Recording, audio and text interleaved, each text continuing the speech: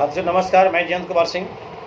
मैं कुछ बहुमूल्य समय आपका लेना चाहूँगा और कुछ बहुमूल्य बातें आपके बीच करने के लिए मैं आज आया हूँ आपके साथ। साथियों, वर्तमान में देख रहे हैं कि सक्षमता, विशिष्ट शिक्षा का तरह तरह की बातें जो हैं वह चल रही हमारे बीच, समाज के बीच, और सरकार कूटनीति के तहत हम शिक्षकों को कुचलने की पूरी व्यवस्था कर चुकी है।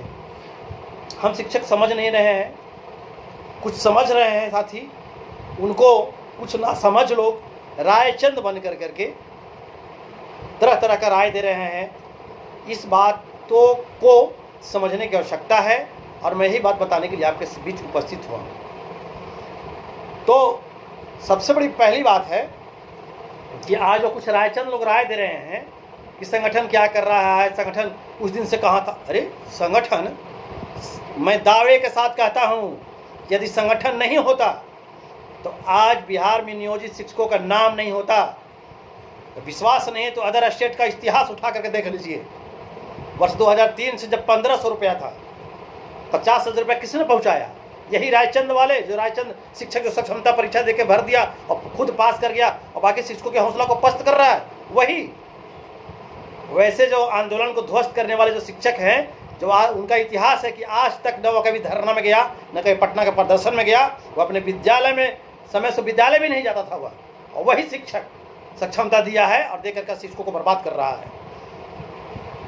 आज तमाम नियोजित शिक्षकों की लड़ाई संगठन लड़ा है, चाहे वो बहाली 2003 का हो, 5 का हो, 6 का हो, 8 का हो, 12 का हो, 14 का हो, दस्ता दिया हो, चाहे टीईटी उत्तीर्ण हो, कुछ भी हो, सारे की लड़ाई संगठन लड़ा है और संगठन का देन है। नहीं तो सरकार की जो दमनकारी नीति थी, उस नीति के तहत नियोजित शिक्षकों को कभी उखाड़ के फेंक देता। जब जब सरकार अपनी कूटनीति और दमनकारी नीतियों के तहत नियोजित शिक्षकों को कबाड़ने की व्यवस्था की, हम लोगों ने दीवार की तरह न जिंदगी देखा न मौत देखा और सरकार के सामने आमने सामने भिड़ गए हम लोग और भिड़ करके लड़े हैं और शिक्षकों को न्याय दिलाने का काम किया हम लोगों ने। जिसको जो बोलना है अपने मुंह से बड़ाई करते चले। अभी देखिए वर्तमान में सरकार कितनी बड़ी साजिश रची। जरा सोचिए कि हमारी लंबी लड़ाई चली आ रही थी, एक महज स्थानांतरण की लड़ाई के लिए हम लोग लड़ रहे थे, जिसके लिए नियमावली बनने में इसको 10 साल लग गया। यही नीतीश कुमार जी को 10 साल लग गया। 10 साल उनका नियमावली नहीं बना। आज बनेगा, कल बनेगा, ये वो करते करते टाइम को पार कर दिए। और आज सभी शिक्षक नहीं समझ रहे हैं। अंदर की बात है कि सबसे पहले सरकार क्या है, योजना बनी कि नियोजित शिक्षकों को हटा देना है। अब इनकी बहाली से हमको वोट नहीं मिलने वाला है, ये हमको वोट नहीं देंगे, ये हमारे वोटर नहीं है। ऐसे ऐसे शब्दों का प्रयोग नीतीश कुमार जी के द्वारा किया गया और करके हटाने की योजना बनाई गई। लेकिन ये लोग इस योजना में फेल रहे हैं। तब वह कैसे इनको हटाया जाए, कैसे इनको किया जाए, कैसे लोग जाल में फंसेगा, इसके लिए सक्षमता परीक्षा का साजिश रचा गया। तो इसमें लोभ में फंसाने के लिए क्या नाम छोड़ दिया गया, राजकर्मी। और उस राजकर्मी में कुछ भी नहीं है साथियों। एक बताइए, सक्षमता परीक्षा जो पास करेगा बिना ग्रेड पे के नौकरी में जा रहा है। एक चपरासी का भी नौकरी है सरकार का, उसमें भी ग्रेड पे होता है। सक्षमता परीक्षा पास करने वाले विशिष्ट शिक्षा में कोई ग्रेड पे नहीं है। आपका अनुकंपा समाप्त कर दिया, सारा नई नौकरी हो गई आपकी। कुछ लोग करके विरमित कर रहा है। विरमित मतलब क्या होता है यार? विरमित लिख दिए कि विरमित हो गए, उससे सेवानिवृत्तता मिल गई आपकी?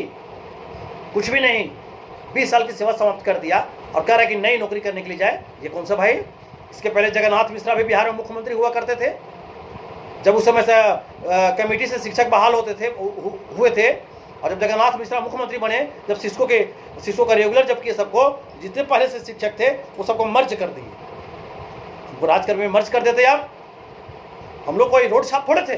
दक्षता दिए जी, दक्षता लिया आप हमको 93-94% नंबर के दिखाए। जिसके बाद भारत सरकार के आदेश के अनुसार जब अध्यादेश लागू हुआ तो जितने बैच 13-14 से बहाल हुए हमारे टीईटी वाले साथी सब पात्रता परीक्षा देकर के आए, 28 लाख 30 लाख लोग बैठा, उसमें से 1 लाख 1.5 लाख छन करके आया। सारी क्वालिफाइड लोग हैं और आज उस पर अंगुली उठा दिया।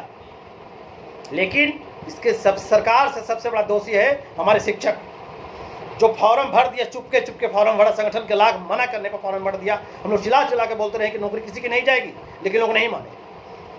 अब कोर्ट का फैसला आ गया, कोर्ट का, हाई कोर्ट से ऊपर कोई नहीं है। अगर फिर भी कोई डाउट है तो एक उदाहरण बता रहे हैं कि अगर कोर्ट के फैसला में भी जरा सा सुराग रहता तो के पाठक जी अब तक सुप्रीम कोर्ट का दौड़ लगा देते हमारे फैसले के विरुद्ध। लेकिन कोर्ट शिक्षकों के सम्मान में सारे नियमावली को याद रखते हुए और यह स्पष्ट कर दिया कि एक भी शिक्षक रहेगा तो नियोजन इकाई चलता रहेगा 60 साल तक। किसी को जबरदस्ती आप नहीं कर सकते हैं, जिसको मन है वो जाए वहाँ नया नौकरी में विशिष्ट शिक्षक अति विशिष्ट शिक्षक बन जाए, जिसको मन नहीं है किसी के साथ जबरदस्ती नहीं कर सकते हैं, नियोजन इकाई में बना हुआ रहेगा। अब इसमें भी लोग तरह तरह का अफवाह फैला रहे हैं। शिक्षकों को जो रायचंद्र जो बने हुए हैं खुद तो फार्म भर दिया, अब शिक्षकों को क्या राय दे रहा है कि आप लोग को भी नियोजन इकाई में नहीं रहने देगा, हटा देगा वहाँ से। कैसे हटा देगा? हमारा ऐच्छिक स्थानांतरण नियमावली में है, उसी नियमावली पर फैसला दिया है हाई कोर्ट और हमारा ऐच्छिक स्थानांतरण है। अब कहाँ से हटा देगा? हटा देगा, आदेश निकाल देगा। सब कुछ पाठक जी हैं क्या? कोर्ट सुपर पाठक जी हैं। शिक्षक जब तक पाठक जी का आदर किया, अब कोई आदर नहीं। हम लोग सब कुछ करने के लिए तैयार हैं। इसलिए जो साथी फॉर्म नहीं भरे हैं वह बिल्कुल सुरक्षित हैं और आप अपने घर में हैं, आपको सब कुछ मिलेगा। कोई ऐसे राय चंदों के राय में मत फंसिए। ये लोग तरह तरह का राय दे रहे हैं। जो है जहाँ जो परीक्षा नहीं दिए हैं वह हमेशा सीनियर रहेंगे, आपको सारे नियमावली के तहत सब कुछ मिलेगा, आपका वेतन हमेशा ऊंचा रहेगा। यह चीज़ पता चलेगा 3 साल के बाद, अभी नहीं 3 साल के बाद पता चलेगा फॉर्म भरने वालों को, परीक्षा देने वालों को। तब पता चलेगा, आएगा संगठन के पास लोग, संगठन बस अब उसी का चलेगा जो फॉर्म नहीं भरा, जो परीक्षा नहीं दिया। अगर पता चलेगा कि फलाने परीक्षा दे दिया है, उसकी मौत पे मैं शोक भी नहीं मनाऊंगा, क्योंकि बहुत बड़ा दुष्टई के लोग जब सब कुछ मिलने का समय आया, लंबी लड़ाई का जब रिजल्ट निकलने का समय आया, तो चंद गद्दारों ने फॉर्म भर के परीक्षा देकर के हमारे आंदोलन को कमजोर करने का काम किया है। हम लोग सरकार को चेतावनी दे रहे हैं कि विधानसभा का चुनाव आपका है। अभी तो जब कोर्ट फैसला दिया नियोजित शिक्षकों के हित में, तो विजय चौधरी जी 3 दिन तक अखबार में चिल्ला के बोले हम सरकार हारी नहीं है, हम तो पहले ही बोल रहे थे कि जिनको फॉर्म दे भरना है भरे, बाकी किसी को जबरदस्ती नहीं कर रहे हैं। अरे यार, हम लोग राष्ट्र निर्माता हैं, शिक्षा हम बांटते हैं, और आप हमको सिखाइए कि आप क्या बोले थे। आपको जब यही बोलना तो क्यों नहीं कोर्ट जाने से पहले ही बोल दिए थे, आप पत्र निकाल देते। आपके के पाठक तो दिन भर में 72 को पत्र निकालते हैं, सीनियर बेदाम वालों की तरह पत्र निकलवा देते एक। और यहाँ ऐसा कोई नहीं है। लेकिन कोर्ट के फैसला के बाद सरकार डर गई कि अब क्या करेगा विधानसभा चुनाव में। शिक्षक साथी अभी भी मौका है, जो सक्षमता का फॉर्म भर दिए हैं, अगर अभी भी आप में जरा सा जमीर बचा हुआ है तो सावधान हो जाइए। 6 महीने बाद विधानसभा के चुनाव में, लोकसभा के चुनाव में तो शिक्षक और उसके सब परिवार, उसके हित नाता जो ठाने हैं मन में, वो दिखाएंगे। रिजल्ट 4 जून को आ जाएगा। बाकी 6 महीने बाद विधानसभा चुनाव शुरू हो जाएगी। सब कुछ मिलेगा आपको, सब कुछ। क्यों बर्बाद करने में तुले हो यार? क्यों बनी बनाई लड़ाई को क्यों खाने में लगे हो? सोचो साथियों, किसी की नौकरी क्यों जाएगी? सब कुछ बुलंद है कोर्ट से, सब कुछ ठीक है। इसलिए जो भी साथी अगर फॉर्म भर दिए हैं, हमारी बात को सुन करके जरा सा भी आपका जमीन जगता है, तो आप अभी से भी काउंसलिंग नहीं कराइए। देखिए सरकार पे कितना बेचैनी है काउंसलिंग कराने के लिए। सोचिए ना, कितना बेचैनी है कि अभी आचार संहिता चल रहा है, एक तरफ काउंसलिंग नहीं हुआ है। कोई भी फैसले का जब 90 दिन का जो समय होता है कि उसका अनुपालन करना है, अभी देख रहा है कि समय आ जाएगा कोर्ट का, तो अवमानना तो ऑटोमेटिक हो जाना है इन पे। तो जल्दी जल्दी जितना को ढकेल लो, ये कोशिश में लगी हुई है सरकार। अब बिचौलिए हमारे शिक्षक भड़काने में लगे हुए शिक्षकों को। इसलिए तमाम साथी तमाम शिक्षिकाएँ बहनें जो नहीं भरे हैं फॉर्म, वह बिल्कुल निश्चिंत रहे। फॉर्म नहीं भरे, अभी 8वां वेतन आएगा, 7वां वेतन तक पहुँच गए हम लोग। 8वां वेतन आएगा, पूर्ण रूप से नहीं देगा। जिस तरह से 7वां वेतन पूर्ण रूप से नहीं दिया, लेकिन दिया। 8वां वेतन पूर्ण रूप से नहीं देगा, लेकिन देगा ना, मिलेगा। चाहे उसका 80% हिस्सा मिले कि 90% हिस्सा मिलेगा। और जो विशिष्ट शिक्षक बन गए हमारे थे, विशिष्ट जिनके सर पे राजकर्मी का धब्बा लगेगा, उनको कौन वेतन मिलेगा? क्योंकि नई बहाली उनकी रहेगी, कुछ नहीं मिलेगा। अनुकंपा खत्म कर दिया आपका है। हमारे मरने के बाद हमारे पीछे में हमारे जो परिजन का एक 2 रोटी का सहारा था, वो भी छीन लिया विशिष्ट शिक्षक ने, राजकर्मी के दर्जा का नाम देकर के। एनपीएस क्या है भाई?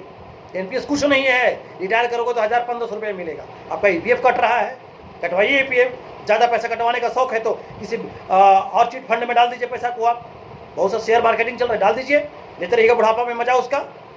लेकिन शिक्षक दिग्भ्रमित नहीं हो, सावधान रहें एकदम। बिल्कुल सरकार घबराई हुई है, विधानसभा चुनाव सर पर है, कुचल देंगे शिक्षक।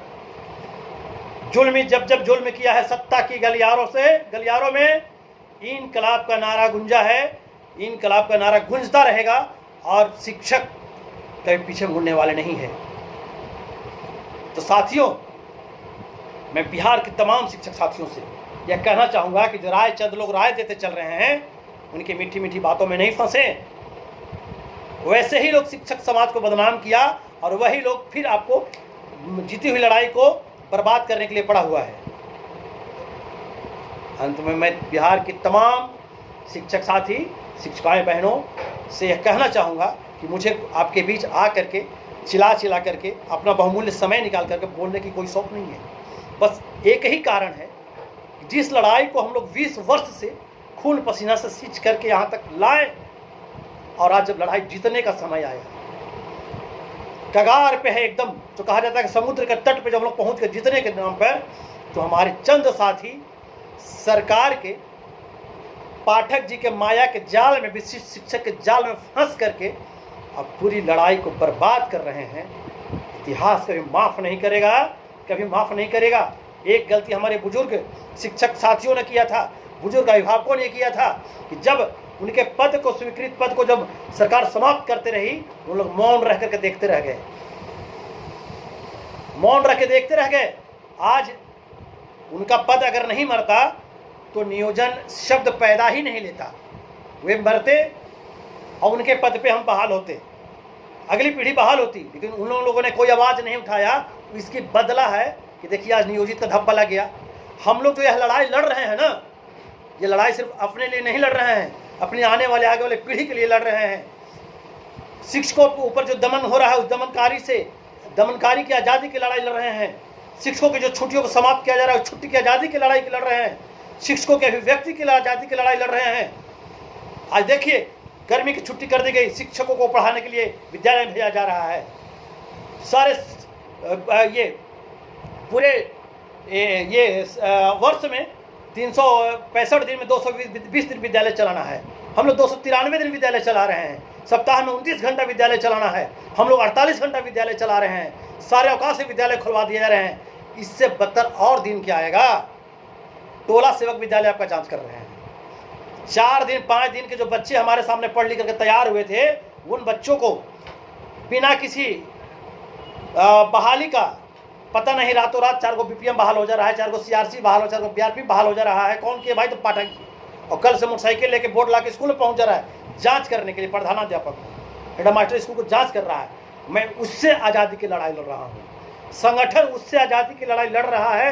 बिहार शिक्षक एकता मंच उससे आज़ादी की लड़ाई लड़ रहा है। शिक्षकों की इतिहास की आज़ादी की लड़ाई लड़ रहे हैं। अगर नहीं समझोगे साथियों, अभी भी नहीं समझें तो जो आने वाला दिन है भयावह रूप, उसकी जिम्मेदार आप होंगे और शिक्षक समाज आपके मुंह पे थूकेगा, गाली देगा, आने वाली पीढ़ी आपको गाली देगी। इसलिए बिहार के तमाम शिक्षक साथियों, अभी भी वक्त है, आप जागें। और जो भी साथी काउंसलिंग करा लिए हैं, अभी कुछ नहीं बिगड़ा है। ये कितना मज़ेदार वो सीन होगा, थोड़ा सोचिए। जिस प्रकार से विजय चौधरी गिगा करके कोर्ट के फैसला के बाद लगातार अखबार में 3 दिन तक बोलते रह गए, सरकार हारी नहीं है। जब एक भी साथी काउंसलिंग नहीं कराएगा, बिहार का एक भी साथी काउंसलिंग नहीं कराएगा, क्या करना है? आइए ना, अब एक के पाठक या 72 के पाठक बिहार में ले आइए। क्या है मतलब? बिहार किसी एक का है क्या? बिहार को सींचने में बिहार के तमाम बिहारियों का हाथ है, तमाम देशवासियों का हाथ है, हमारे पूर्वजों का हाथ उसमें है। और कोई एक आध बैठ के सत्ता में आपको किसने बैठाया? हम लोगों ने वोट देकर के बैठाया आपको, हमारे परिवार ने वोट देकर बैठाया आपको। और आप जो कहेंगे हम लोग गुलाम हो गए क्या? सरकार के टेबल पर सरकार है, हम सरकार के नौकरी कर रहे हैं, नौकर नहीं है। आपके हर जुल्म को नहीं सहेंगे। इसलिए तमाम साथी जागें।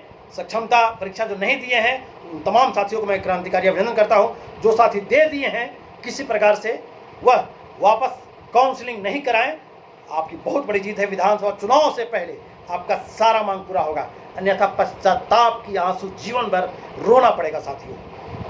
कौन कहता है कि आसमान में सुराख हो नहीं सकता? एक पत्थर तो तबीयत से उछालो यारो। इन्हीं बातों के साथ मैं इतने लंबा बोलने के दौरान अगर मेरी बातों से किसी को व्यक्तिगत रूप से ठेस पहुंचा हो तो मैं क्षमा प्रार्थी हूं, लेकिन मैं शिक्षकों के न्याय की लड़ाई लड़ रहा हूं। बिहार शिक्षक एकता मंच शिक्षकों की न्याय की लड़ाई लड़ रहा है। आप अपने अंदर को डर से निकालें, डर को निकालें। साथियों, डर के आगे जीत है। बिना रिस्क का कोई गेम आज तक सफल नहीं हुआ है और हम लोग लड़ाई जीते हुए हैं। 95% लड़ाई जीते हुए, 5% बचा हुआ है। अगर साथी इस समय पर धैर्य से काम ले लिए तो विधानसभा चुनाव से पहले आपकी सारी मांग पूरी हो जाएगी। चलिए, अगर मेरा बात अच्छा लगे तो अनुपालन कीजिए। अभी वक्त है, बहकावे में नहीं आए, किसी रायचंद के बहकावे में नहीं आए। कोर्ट का फैसला है, इससे ऊपर कोई नहीं है। नौकरी हमारी भी है। हम कोई लोकसभा का टिकट लेकर चुनाव लड़ने नहीं जा रहे हैं। हम मोदी जी के पार्टी में शामिल होने नहीं जा रहे हैं। हम नीतीश जी के पार्टी में शामिल नहीं होने जा रहे हैं। हम आपके बीच में हैं। हम आपके लिए आंदोलन में दरी बिछाते हैं। हम आपके लिए आंदोलन में आपका चप्पल साइड करते हैं। आपके लिए आंदोलन में आपको पानी पिलाते हैं आज 20 साल से। और जब लड़ाई जीतने का टाइम आया तो हम संगठनकर्ताओं को लोग तरह तरह का राय दे रहा है, फॉर्म भर करके, परीक्षा दे करके। यह दुख की बात है। इसलिए साथियों, चेत जाए, समय रहते सुधर गए तो ठीक है, नहीं तो दुख भोगें। बाकी जो भी साथी फॉर्म नहीं भरे हैं, नहीं भरे, बिल्कुल बिंदास रहें। कहीं कोई दिक्कत, किसी की नौकरी खतरा नहीं आएगा। किसी सरकार की ताकत नहीं है, किसी सरकार की औकात नहीं है ये आपकी नौकरी खा जाए। इन्हीं चंद बातों के साथ इनकलाब जिंदाबाद, भारत माता की जय, शिक्षक एकता जिंदाबाद, शिक्षक एकता जिंदाबाद, जय शिक्षक।